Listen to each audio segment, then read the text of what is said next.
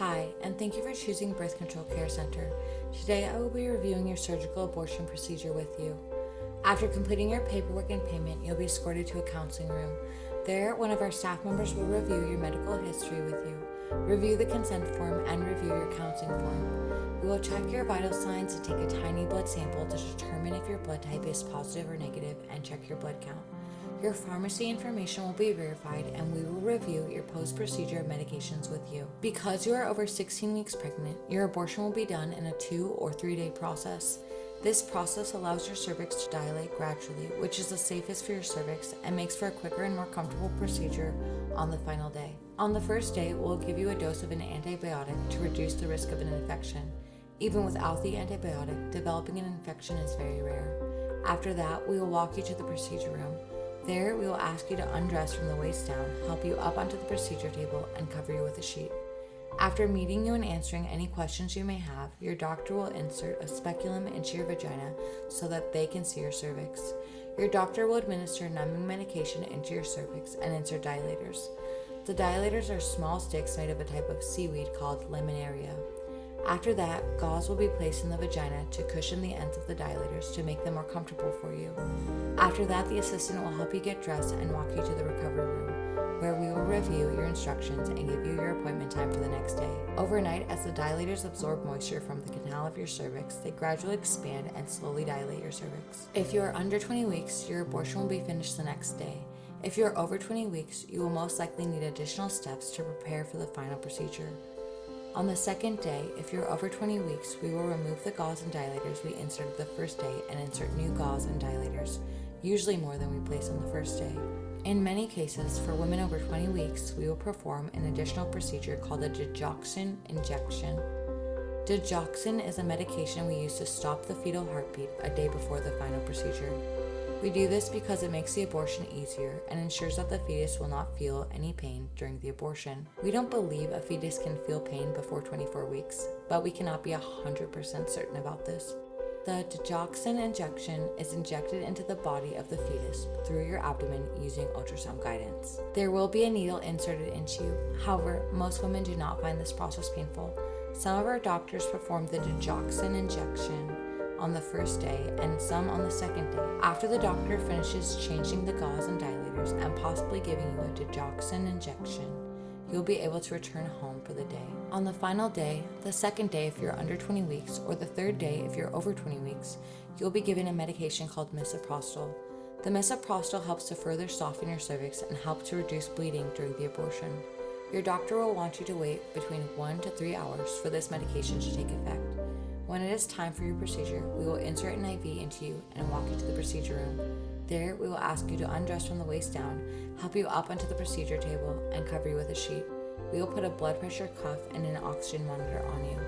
The surgery team is made up of your doctor, a surgical assistant who assists the doctor and performs ultrasound guidance during the procedure, and a nurse who will monitor your vital signs and give you a hand to hold. Sometimes a resident may be part of the team as well. A resident is a licensed doctor completing their training in OBGYN. The resident may perform all or part of your procedure under the direct supervision of your doctor. A medical student may also be observing your procedure. After answering any questions you may have, your doctor will administer sedation medications to you if that is the option you have chosen. These medications are given to you through your IV, so there will be no additional injections. The sedation is designed to ease anxiety and discomfort, but not to put you to sleep or make you unconscious.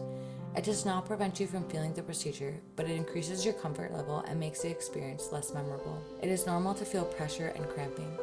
After giving you your medications, your doctor will insert a speculum and remove the dilators and gauze. Instruments called forceps will then be used to remove the fetus and placenta from your uterus. After this, we will insert and use a suction device to make sure that the uterus is completely empty. From start to finish, the procedure takes only a few minutes. At the end of the procedure, your doctor will place 2 tampons in your vagina to reduce bleeding.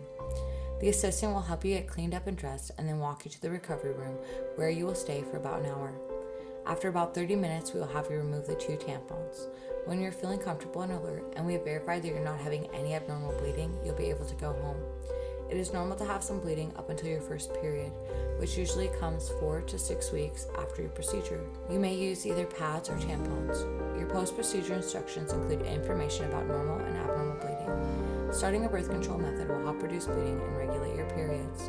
You may resume all activities, including sexual activity, bathing, swimming, working, and working out as soon as you feel up to them. We never recommend douching. Remember, if you're not using a method of birth control and you resume having sex, you may become pregnant again. We are available to you 24 hours a day, 365 days a year. Call us at any time if you have any questions or concerns.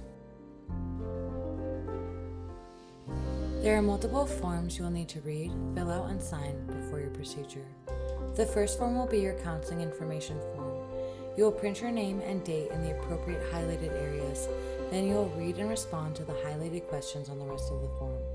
The next paper you must fill out is the consent for surgical abortion form.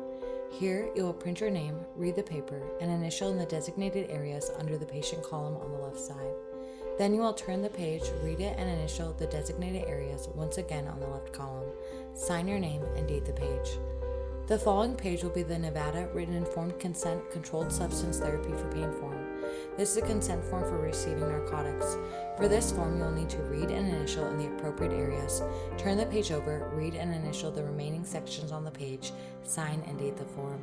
After that, you need to complete your consent page for osmotic dilators. You will read the form, sign your name, and date the page. The next required form is the consent for digoxin injection. First, you will print your name, date the page, and write your date of birth. Then, read the form, sign your name, and date the page in the appropriate highlighted areas. Your last page will be the consent for misoprostol. You will need to print your name, date the page, and write your date of birth.